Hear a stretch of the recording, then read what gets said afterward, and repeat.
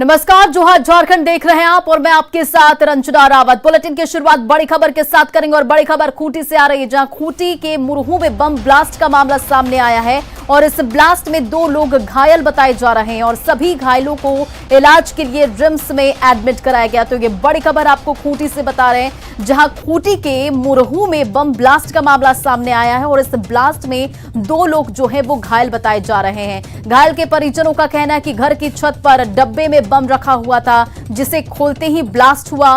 Police को शक है कि बम बनाने के दौरान ये विस्फोट हुआ है। फिलहाल मामले की जांच जो है वो जारी है और खूंटी के मुरहू महिला गांव में विस्फोट हुआ है। आपको बताते चले कि 24 साल के रंजीत लोहरा की कलाई उड़ गई है और 35 साल का बुधराम मुंडा घायल बताए जा रहे हैं और घर से बैटरी सहित कई सामान भी बरामद किया गया है और फिलहाल जो है दोनों घायलों का रिम्स में इलाज जारी है। तो पूरे मामले से जुड़ी हुई एक्सक्लूसिव तस्वीरें आपके सामने, जहां बम ब्लास्ट में 2 लोग गंभीर रूप से घायल बताए जा रहे हैं। आपको बताते चले कि यह पूरा मामला खूंटी के मुरहू का है, जहां 24 साल के रंजीत लोहरा की इस ब्लास्ट में कलाई उड़ गई है और 35 साल का बुधराम जिसका जो घायल बताए जा रहे हैं। लगा हुआ था तो ये है इसका भाई है, उनको बोला गया था कि छेड़ो मत इसको, तो छेड़ रहा था तो उसको मना करने के लिए गया था तो बम विस्फोट हो गया। तार को हटा दिया ना। बम कहाँ रखा हुआ था दीदी? छत के ऊपर रखा हुआ था, जो अल्बेस्टर करकट का छत है, तो वहाँ से उतार के साइड पे रखा हुआ था। और पता नहीं कौन रखा हुआ तो उतना पता नहीं है। 2 लोग हुआ है, जो उसको तार को जॉइंट किया था उसका ज्यादा हुआ है। छत के ऊपर पे था तो हम लोग बुढ़िया लोग बोली ना कि क्या डब्बा में था ना, तो वो लोग क्या डब्बा बोल के इसी साइड कर दो बोली, पर खोल के देखा गया तो उसमें बम था तो उसको घर से साइड कर दिए थे। फिर एक चाचा लगता है वो आके उसको पकड़ा तो विस्फोट हो गया। और अधिक अपडेट के साथ हमारी संवाददाता रूपाली त्रिपाठी इस वक्त हमारे साथ फोन लाइन पर जुड़ गई हैं। रूपाली, क्या कुछ इस पूरे मामले पे जानकारी आपके पास? पुलिस की शुरुआती कार्रवाई में क्या कुछ खुलासे हुए हैं? जी, अभी तक तो हमारे पास जो भी इंफॉर्मेशन है वो यही है कि खूंटी जिले के मुरहू का ये मामला है, जहां पर आज 2 लोगों ने बॉम्ब जो एक्सप्लोड हुआ है उससे काफी घायल हुए हैं वो लोग।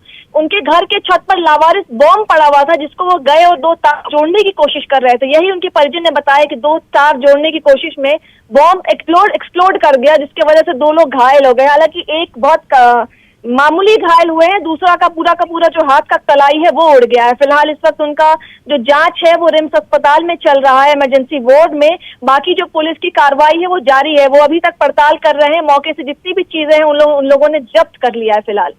रूपाली, देखिए, कहीं ना कहीं पुलिस को शक है कि बम बनाने के दौरान ये विस्फोट हुआ और घर के पास से घर के अंदर शायद कई बैटरी और कई सामान भी बरामद हुए हैं। इस बारे में जानकारी भी अभी जो है वो पूरी नहीं आ पाई है। हालांकि कुछ ना कुछ चीजें जो है, तार हो गए, बैटरी हो गई, ये बरामद हुई है। इस पर अभी जो है जांच चल रहा है। पुलिस ने सारी चीजों को जब्त कर लिया है और पुलिस की तरफ से भी कोई खास स्टेटमेंट तो नहीं आया है, पर इस पे जो भी जांच है वो तुरंत चल रहा है और जो घायल है उनका इलाज दूसरी तरफ जारी है। जी रूपाली, क्या आपने परिजनों से बातचीत की? क्या आसपास के लोगों से बातचीत की? उनकी क्या प्रतिक्रिया रही इस पूरे मामले को लेकर? क्या कुछ जानकारी उन लोगों ने दी?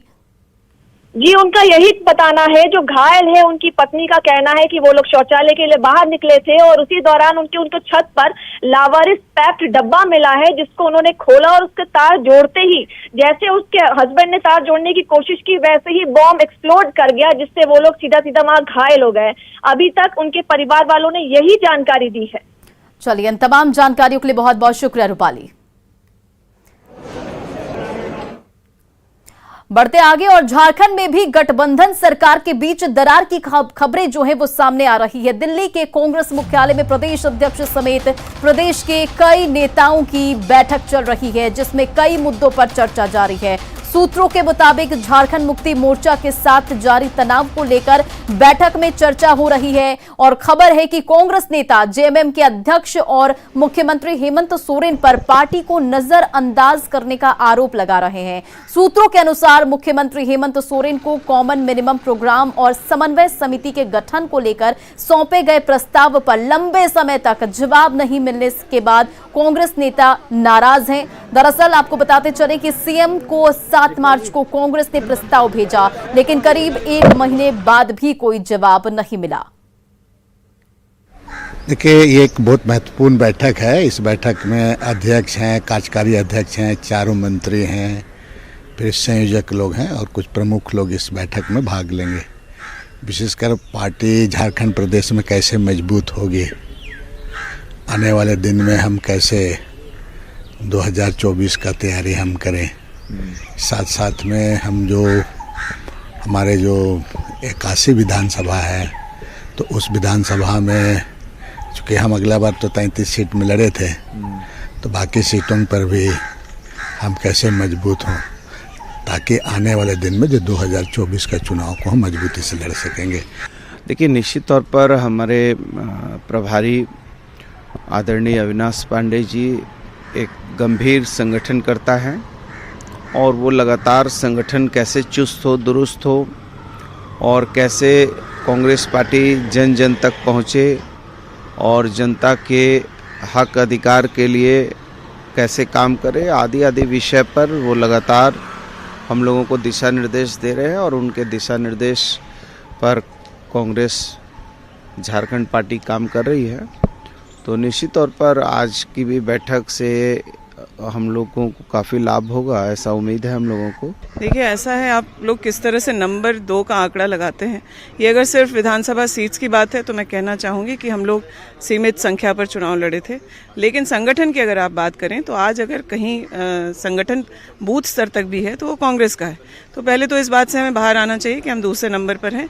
कांग्रेस का संगठन मजबूत है और बूथ स्तर तक हमारे कार्यकर्ता हैं और हर घर में, झारखंड के हर घर में कांग्रेस का वोटर जरूर है। बिल्कुल, हम लोग देखिए बेहतर कांग्रेस तो पहले से है ही, वहाँ हमने मेहनत करी है और सरकार सत्ता तक पहुँचे हैं। मैनिफेस्टो में हमने वचन पत्र में बहुत सारे वायदे किए थे, उनको पूरा करना है और सरकार की योजनाओं को धरातल तक उतारना है। तो बेहतर संगठन से ही ये सारी चीज़ें संभव है और संगठन जब मजबूती से काम करेगा तो निश्चित रूप से गठबंधन भी मजबूती से काम करेगा।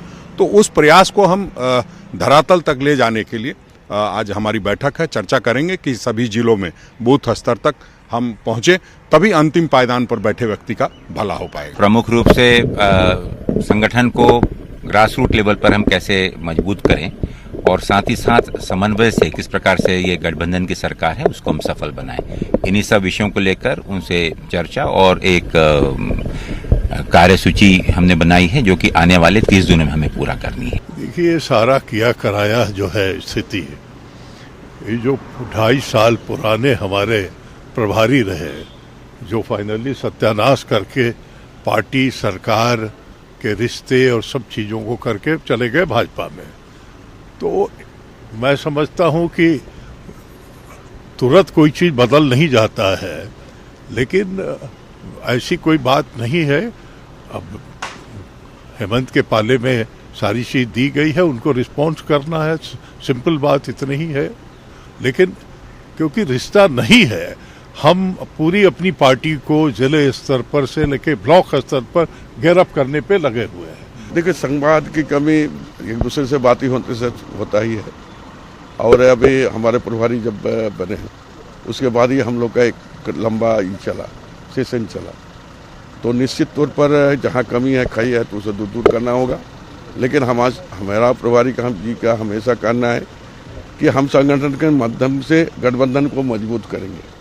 तो हमारा मोटो है कि हमारी जो वहीं से जो पार्टी का संगठन का वो मजबूत रहे और गठबंधन का सरकार जो है उसमें हमारा स्वाभाविकता भी जरूरी रहे और जो भी निर्णय होता है उसमें हमारी भी पार्टिसिपेट होनी चाहिए।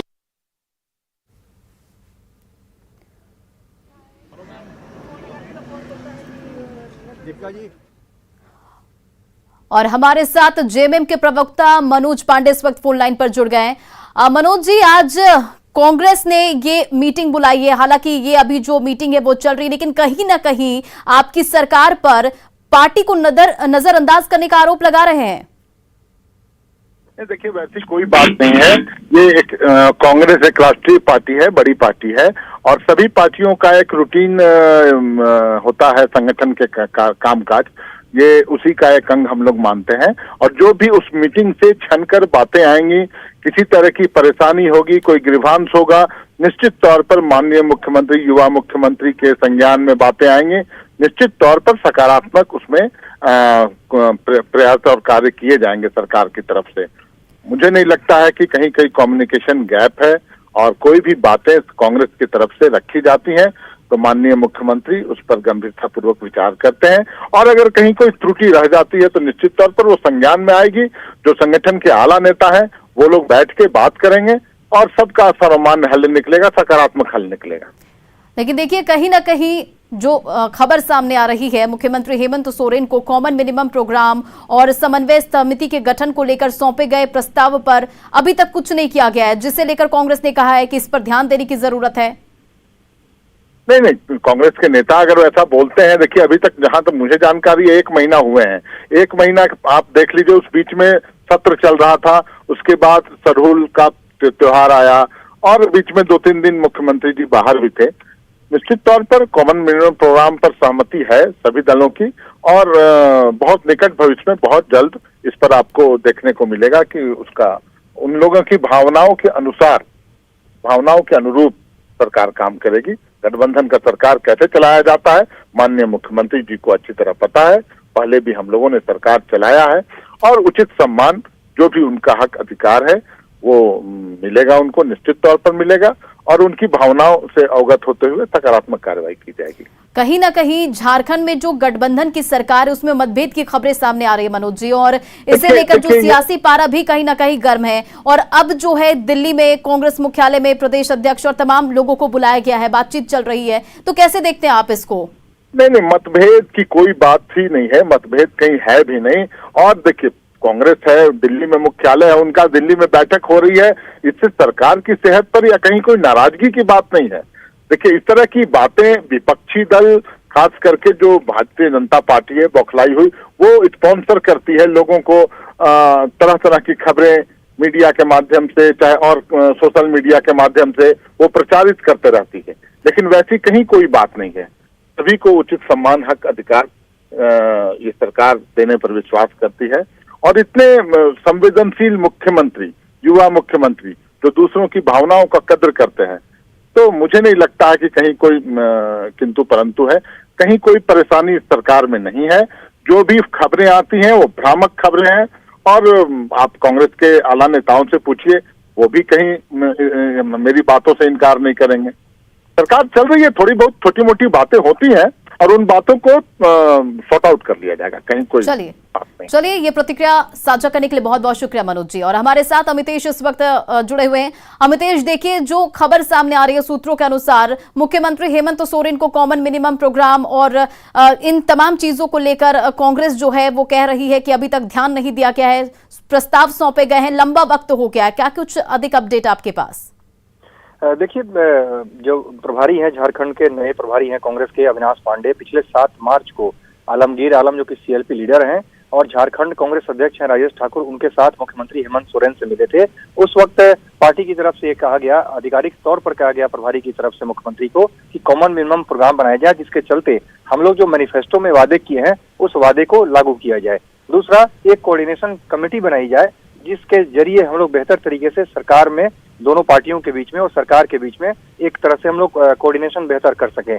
लेकिन इतना वक्त हो गया, लगभग 1 महीने का वक्त होने जा रहा है 7 अप्रैल को, लेकिन अब तक किसी तरह का कोई रिस्पांस नहीं आया है। इसके बाद ही अविनाश पांडे की तरफ से कहा गया कि इतने हल्के में कांग्रेस को नहीं लेना चाहिए जेएमएम को। इस तरह के उनकी तरफ से जो बातें कही गई उसमें निश्चित तौर पे एक तलखी थी, एक नाखुशी थी, और जेएमएम के लिए एक तरह से चेतावनी भी थी कि जेएमएम और कांग्रेस दोनों की मिलकर के सरकार चल रही है। पहले जो हालात थे, पहले जो प्रभारी थे, उसकी तुलना में अब नए प्रभारी के आने के बाद हालात बदल गए हैं। कांग्रेस पंचायत से लेकर प्रखंड तक और जिला से लेकर राज्य स्तर तक अपने आप को मजबूत करने की कोशिश कर रही है और सभी 81 विधानसभा क्षेत्रों में अपने आप को मजबूत कर रही है। भले ही कांग्रेस इस समय देखा जाए जेएम के मुकाबले छोटी पार्टी है राज्य में, लेकिन अपने आप को हर विधानसभा क्षेत्र में, हर लोकसभा क्षेत्र में अपने आप को मजबूत कर रही है और अपने पैर पर खड़ा होना चाहती है। तो एक संकेत जरूर है कांग्रेस की तरफ से, अगर जेएमएम की तरफ से उनकी बात को नहीं सुनी गई और साथ में जो दोनों पार्टियों की मिलकर सरकार चल रही है झारखंड में, उसमें अगर उचित महत्व नहीं दिया गया तो आने वाले दिनों में कांग्रेस की तलखी और बढ़ सकती है।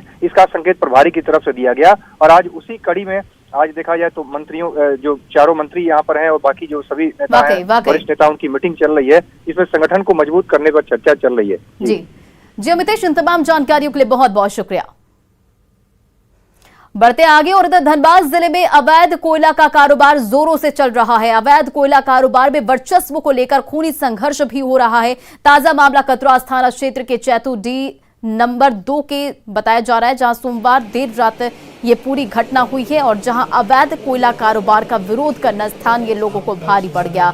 दोनों तरफ से जमकर लाठी डंडे चले, मारपीट में हॉकी स्टिक की भी मदद ली गई और वहीं मामले की जानकारी पर पुलिस मौके पर पहुंची और दोनों पक्ष की शिकायत के बाद जांच शुरू किया गया।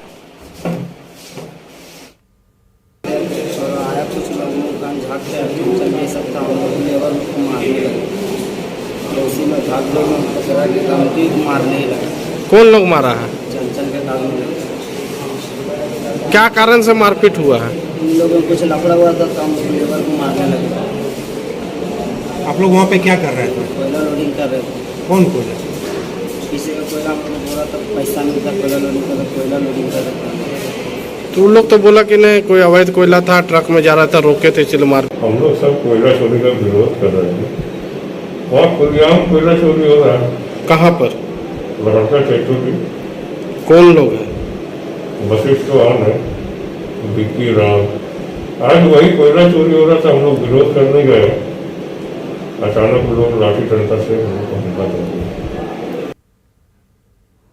और बड़ी खबर गुमला से, जहां फूड पॉइजनिंग की शिकार हुई हैं छात्राएं। कस्तूरबा गांधी स्कूल में फूड पॉइजनिंग से 3 छात्राओं की तबीयत बिगड़ी। आपको बताते चले कि 3 छात्राओं को अस्पताल में भर्ती कराया गया है। तीनों छात्राओं की हालत जो है वो गंभीर बताई जा रही है। मौके पर जिले के कई अधिकारी भी पहुंचे और पूरे मामले की छानबीन जारी है। तो ये बड़ी खबर आपको गुमला से बता रहे हैं, जहां फूड पॉइजनिंग की 3 छात्राएं इसका शिकार हो गई हैं और तीनों का इलाज जो है वो फिलहाल जारी है। कस्तूरबा गांधी स्कूल में ये फूड पॉइजनिंग की खबर सामने आई है। तीनों छात्राओं की जो हालत है वो गंभीर बताई जा रही है। मौके पर जिले के कई अधिकारी भी पहुंचे और पूरे मामले की जांच की जा रही है। कल एक लड़की आई थी, उसके बाद में आज हम लोग 3 पे आए हैं। तो खाना कैसा मिलता है? नहीं मिलता है। फिर? और सुबह में 10 बजे नाश्ता मिलता है और शाम में 7 बजे मिलता है। खाना मिलता है और मच्छी भी नहीं मिलता है। और अगली बड़ी खबर रांची से, जहां न्यूक्लियस मॉल में बेहोश मिला एक युवक और पुलिस मौके पर पहुंचकर फिलहाल मामले की छानबीन में जुटी हुई। तो ये बड़ी खबर आपको रांची से बता रहे हैं, जहां न्यूक्लियस मॉल में एक युवक जो है वो बेहोश मिला। फिलहाल पुलिस इस मामले की जांच में जुटी हुई है। फॉरेंसिक की टीम भी मौके पर मौजूद है और युवक अपने दोस्तों के साथ फिल्म देखने आया था। वॉशरूम जाने के बाद नहीं निकल पाया वो बाहर और पुलिस ने युवक को अस्पताल पहुंचाया और फिलहाल इस पूरे मामले पर जांच कर रही है पुलिस। जमशेदपुर के गोविंदपुर में ग्रामीण जलापूर्ति योजना सफेद हाथी जैसा हो गया है। 22 पंचायत के लोगों के लिए बनाए गए जल मीनार का पानी सड़कों पर बहता है। भीषण गर्मी में लोग पानी के लिए भटक रहे हैं, लेकिन ज्यादातर पानी सड़क पर बह रहा है। दरअसल 237 करोड़ की लागत से बृहद ग्रामीण जलापूर्ति योजना गोविंदपुर और बागबेड़ा में शुरू की जानी थी और गोविंदपुर में जलापूर्ति योजना तो शुरू हुई, लेकिन जगह जगह पाइपलाइन फट जाने से पीने का पानी सड़क पर बहता रहा। बहुत ज़्यादा मसला है, पैदल चलने में परेशानी है। गाड़ी वाला का तो पूछना ही नहीं है, पैदल चलने में परेशानी है। पानी जो पाइपलाइन बैठाया है वही कहीं कहीं फुट गया है। मैंने तो जब से चालू है तब से चालू है। 237 करोड़ की योजना थी, मगर बार बार हम लोगों के निवेदन को, आवेदन को ठुकराया गया और विभाग और संवेदक की मिली भगत से यह जो योजना का आप हाल देख सकते हैं, यह हाथी का दांत गोविंदपुर के लिए सिद्ध हो रही है। सड़कें टूटी हुई हैं, पानी जब खुलता है यह 24/7 यह पानी देने की योजना थी, मगर मात्र 40 मिनट से लेके 1 घंटा पानी दिया जा रहा है। और सिमडेगा में बढ़ती गर्मी के साथ पानी की समस्या गहराती जा रही है। हर दिन रिकॉर्ड तोड़ती गर्मी और उस पर पेयजल का संकट। ऐसा लग रहा है कि कहर हर तरफ से बरस रहा है। सिमडेगा के सिमरिया टांड पंचायत के गोयो टोली गांव में करीब 50 घर में रहने वाले ग्रामीण इस भीषण गर्मी में पेयजल के लिए तरस रहे हैं। ऐसा नहीं है कि इस गांव में हैंडपंप नहीं है। गांव में सरकार ने 4 हैंडपंप दिए, लेकिन सभी ने दम तोड़ चुकी है और इनकी मरम्मत पर प्रशासन की तरफ से ध्यान भी नहीं दिया जा रहा है। और सबसे हैरानी की बात यह है कि इस गांव से विधायक भी आते हैं जिनकी अभी सरकार भी है, लेकिन उनके इलाके के लोग पानी के लिए तरस रहे हैं। में पीने का पानी के लिए बहुत समस्या है, बहुत दिक्कत है। यहाँ 4 चापाकल है, लेकिन चारों चापाकल खराब है और एक सोलर सिस्टम वाला एक ये जल मीनार है, तो वहाँ 10 बजे पानी चढ़ता है। सब तरफ से छाया होने के कारण 10 बजे से पहले पानी नहीं चढ़ता है। हाँ, बहुत दिक्कत है पानी का। बहुत दूर से लाते हैं वो हेटखोर से पीने वाला पानी, और नहाने वाला पानी भी बहुत दिक्कत है। और कुआं सबसे धोते हैं इधर उधर से, फिर कपड़ा लता सब धोते हैं। गांव में सबसे ज्यादा समस्या है हम लोग को बस पानी के लिए। पानी के लिए समस्या है। गांव में 4 चापाकल खराब है। कौन सा टोली है? सोगड़ा गोहे टोली। आज चैत्र नवरात्रि का चौथा दिन है और इस दिन मां दुर्गा के चतुर्थ रूप कुष्मांडा की पूजा की जाती है। जब सृष्टि की रचना नहीं की गई थी और चारों तरफ अंधकार ही अंधकार था, तब देवी ने अपने हास्य से ब्रह्मांड की रचना की और इसलिए उन्हें सृष्टि की आदि शक्ति कहा गया। मां कुष्मांडा की 8 भुजाएं हैं और इसलिए उन्हें अष्टभुज के नाम से भी जाना जाता है।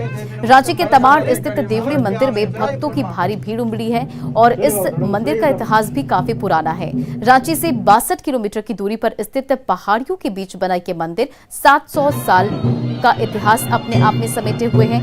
आज भी मंदिर में आदिवासी पाहन समाज के लोग पूजा करते हैं और उनकी पूजा को सामाजिक मान्यता भी मिली हुई है।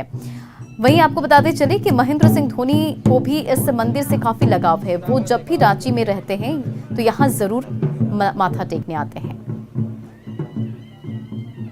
काफी प्राचीन है। इतिहास में बताई जाती है कि मंदिर ये 10वीं से 12वीं शताब्दी के बीच स्थापना हुई थी। यहाँ इस मंदिर की स्थापना हमारे पूर्व राज परिवार तमाड़ राजा के द्वारा की गई थी। यहाँ पर माँ दुर्गा देवी की प्रतिमा स्थापित है जो 16 भुजाओं से विराजमान है। आप बहुत सी जगह देखे होंगे कि माँ अष्टभुजी 10 भुजी होती है, लेकिन यहाँ पर जो माता है वो 16 भुजाओं से विराजमान है। और फिलहाल इस बुलेटिन में इतना ही। बने रहे आप न्यूज़ 18 बिहार झारखंड के साथ।